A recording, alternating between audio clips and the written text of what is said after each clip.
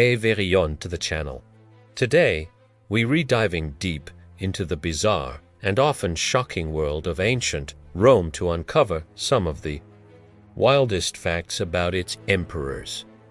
You might think you know the Roman Empire, but trust me, you haven't heard anything yet.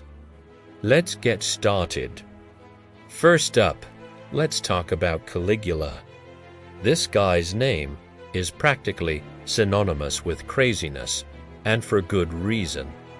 The most famous story about him is that he loved his horse, Incitatus, so much that he planned to make him a consul. One of the highest political offices in Rome. He gave the horse a marble stable, a jewel-studded collar, and even servants.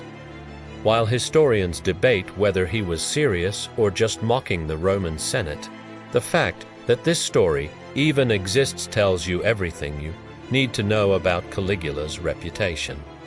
Next, we have Emperor Elagabalus.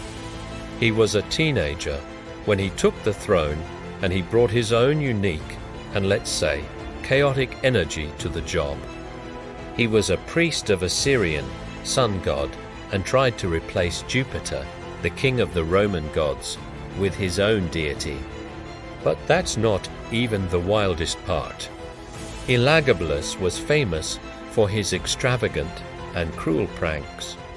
At his dinner parties, he would sometimes release tame lions and leopards among his guests after they were drunk, just to see them panic. He also reportedly had a habit of catapulting live snakes into the crowds at the gladiatorial games for his own amusement. Talk about a tough crowd. Now, let's move on to Emperor Nero. We all know the story about him fiddling while Rome burned, but that's likely just a myth. The reality, however, is just as strange. Nero considered himself a great artist, a singer, a poet, and a musician.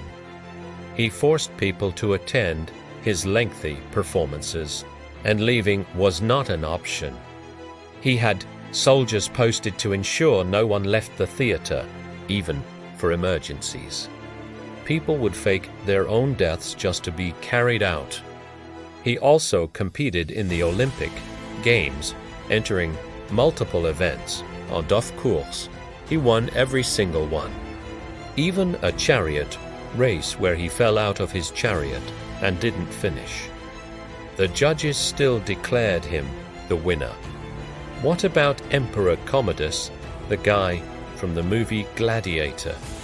The film actually got a lot right about him.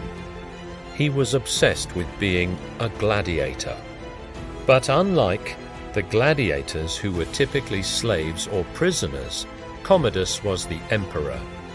He would enter the arena and fight, but his opponents were usually terrified, wounded, or poorly armed, ensuring he always won.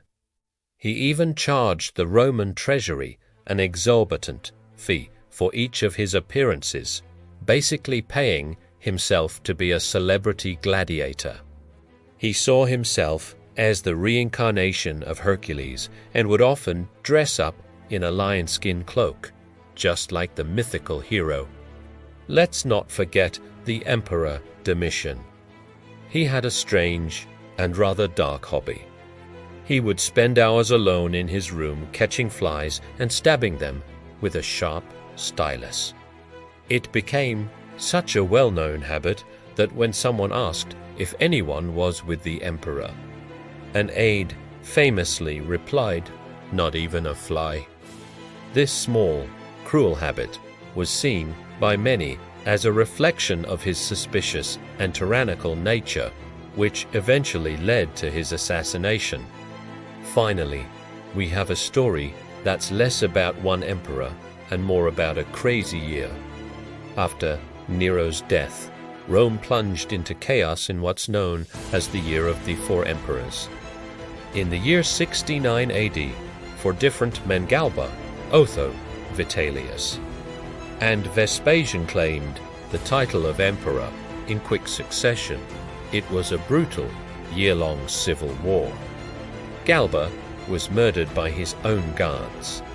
Otho took his own life after losing a battle. Vitellius was dragged through the streets of Rome and killed. Finally, Vespasian managed to secure the throne and bring stability, founding the Flavian dynasty. Imagine living through a year where the leadership of your entire empire changed for times through violence. So there you have it, from horses in politics to fly stabbing and gladiator fantasies. The lives of Roman emperors were far more bizarre than you probably imagined. These stories show us that power can lead to some incredibly strange behavior. Which emperor's story did you find the wildest? Let me know down in the comments. Thanks for watching, and if you enjoyed this trip back in time, make sure to hit that like button and subscribe for more incredible history. See you next time.